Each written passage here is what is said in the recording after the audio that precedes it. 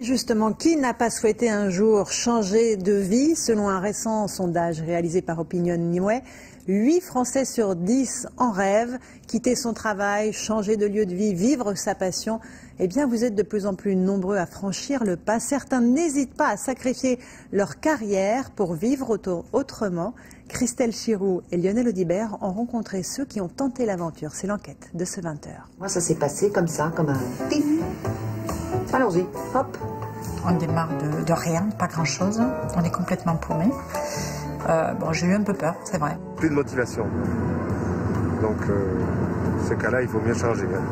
Je gagne pas très bien ma vie, mais largement suffisamment pour ici. Oser franchir un virage à 360 degrés, René Thierry n'a pas hésité. Directeur des ventes dans la grande distribution à Paris durant 15 ans, un jour, ce manager a craqué. Ça devenait vraiment la société à l'américaine, on surveillait en permanence, des résultats sans arrêt. Et puis se faire insulter, humilier par les clients, ça commençait aussi à bien faire. Avec son épouse, mère au foyer, ils décident de poser leurs valises au bout d'un chemin sans issue pour devenir hôtelier restaurateur dans le Gers. Je me suis dit, on est fou, qu'est-ce qu'on fait? On est malade, on laisse une situation un peu confortable. On a 3 enfants à élever quand même. J'ai eu quelques journées de panique et puis ça s'est dissipé, on s'est mis au travail. Après des mois de travaux, René Thierry, passionné de gastronomie, s'improvise cuisinier et son épouse serveuse. 2 nouveaux métiers appris sur le tas pour ces quadragénaires. On se rend compte maintenant qu'on était mauvais, on était nuls. Près de 80% des Français, selon un récent sondage, rêvent de changer de vie. Dans le Gers, la Chambre de commerce et d'industrie a mis en place un dispositif d'accompagnement pour ces néo-ruraux. Les nouveaux arrivants sont une aubaine pour relancer l'économie et repeupler les villages. Je pense que les citoyens veulent tout simplement retourner aux sources, trouver un cadre de vie plus agréable. Karine Lalondrelle vient de s'installer à Gimont avec ses 2 enfants.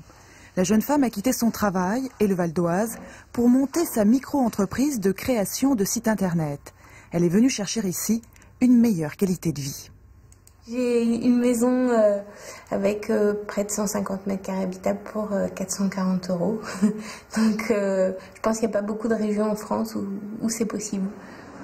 Les femmes seraient plus courageuses que les hommes pour faire le grand saut dans l'inconnu. Durant 15 ans, cette dame de la finance a côtoyé les salles de marché comme celle-ci. Elle vendait des fonds obligataires entre la place Vendôme, Shanghai et New York.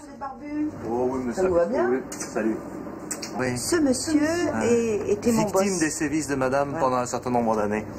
C'était mon boss. À l'époque, il n'était pas encore barbu. Je vous assure une chose, que refaire un conseil de SICAV, ce qui entre nous n'est pas véritablement le machin le plus paillard que vous connaissez, et être capable de faire éclater de rire toute la maison au point qu'il fallait presque appeler le SAMU, c'est qu'il y avait quand même... Non, j'exagère pas. Du jour au lendemain, la femme d'affaires est devenue quelqu'un d'autre. Elle s'appelle aujourd'hui Isabeau Deher.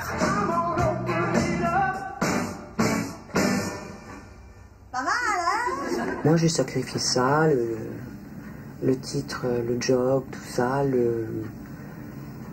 la condition sociale, je dirais, le pognon, et puis parce que ce que je trouvais de l'autre côté, c'est-à-dire être sur scène et faire rire des gens, écrire mes pitreries, là, ça me comblait davantage. Cette artiste singulière s'inspire du milieu mondain dans lequel elle a grandi pour écrire ses sketchs. Le tour de table pour la production de son one-woman show est assuré grâce au bonus de ses amis de la finance. Il y a eu un moment quand même où elle a bouffé de la vache enragée. Encore une fois, d'ailleurs. oui, c'est bon la vache enragée. Bon. Ah oui, d'accord. Et comme je connaissais son obstination dont elle avait déjà fait preuve dans la finance, je n'ai pas douté un instant qu'elle poursuivrait. Ouais, Valentine, c'est pour toi.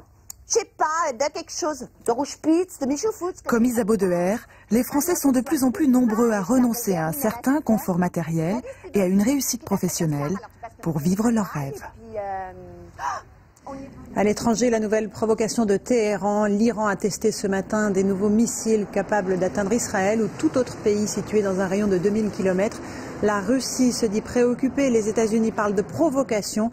La France a demandé l'arrêt immédiat de ces tirs alors que les discussions doivent reprendre jeudi à Genève sur le programme nucléaire iranien.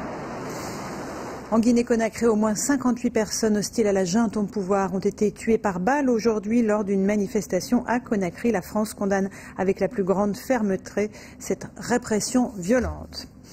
François Fillon était lui aujourd'hui au Liban. Le Premier ministre, qui a rencontré les principaux dirigeants, a appelé à la formation rapide d'un gouvernement de large rassemblement. Le pays est sans gouvernement, je vous le rappelle, depuis les législatives du 7 juin remportées par la coalition soutenue par l'Occident.